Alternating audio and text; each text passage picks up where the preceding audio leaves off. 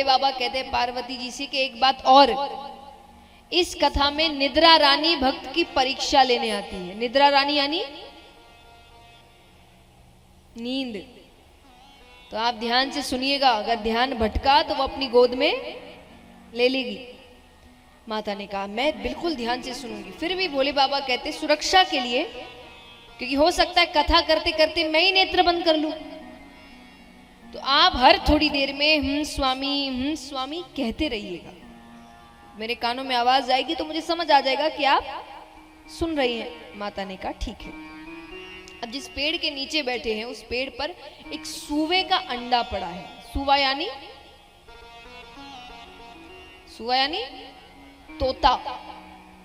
सूवा यानी तोता, उसका अंडा पड़ा है। वो उसी वक्त फूटता है, उसमें से एक शूक बालक निकलता है। वो भी बैठकर चुपचाप कथा सुन रहा है। थोड़ी देर तो माता ने कथा सुनी, थोड़ी देर बाद सो गई। भोले बाबा भी नेत्र बंद करके कथा कहे जा रहे हैं। वो सो रही है, लेकिन भोले बाबा रुक ही नहीं रहे। क्यों नहीं रुक रहे?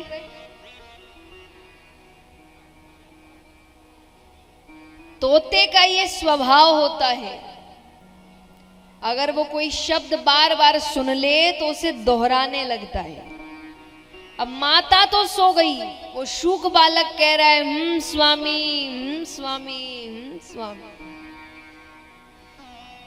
और ये भक्ति की चरम सीमा है कि भोले बाबा इतने लीन है कि उनको उस शूक बालक की आवाज माता की आवाज लग रही। वो कथा कहे जाए।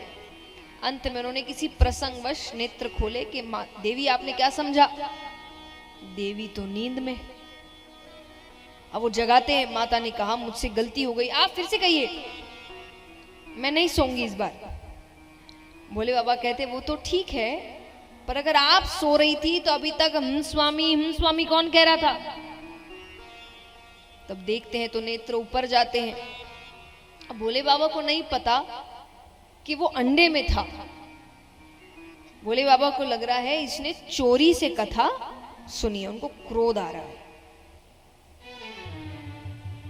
तब क्रोध आ रहा है तो महादेव जी पीछे पीछे और वो शूक बालक त्रिशूल लेकर हाथ में। उनको लग रहा है कि इसने चोरी से कथा सुन ली।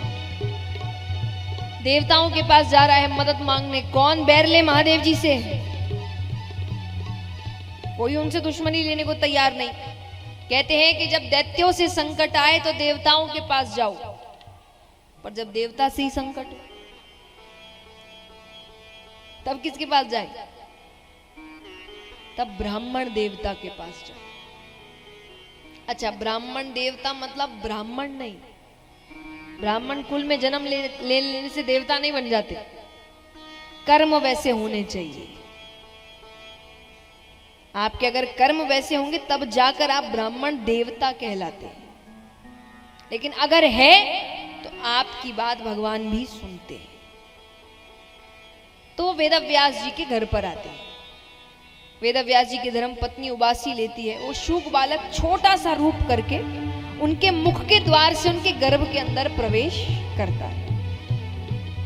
अब यहां पर भोले बाबा आए, नेत्र लाल, हाथ में त्रिशूल। वेदव्यास जी कहे पहली बार तो दर्शन दिए, वो भी इस रूप में, मैंने क्या गलती कर दी? भोले बाबा कहे एक चोर मेरे यहां से चोरी करके आपके यहाँ आया है। वेदव्यास जी कहे चोरी आपके यहाँ? चुराने को है ही क्या? भोले बाबा कहे क्या मतलब? अरे बोले मेरा मतलब आप तो कैलाश पर्वत पे रहते हैं, सोना चांदी कुछ रखते नहीं, अब खाने की वस्तु चुराई हो उसके लिए इतना क्रोध? भोले बाबा ने कहा उसने मेरी अमर कथा चोरी से सुनी है, मैं उसे मृत्यु दंड देकर रहूंगा। वेदव्यास जी कहे सही नाम है आपका भोले भंडारी। क्यों? बोले अगर उसने अमर कथा सुन ली वो तो अमर हो गया, आप उसे मार ही नहीं सकते। और अगर मान लीजिए आप महाकाल है, सर्वशक्तिमान है, आप उसे मार दे तो आपकी अमर कथा झूठी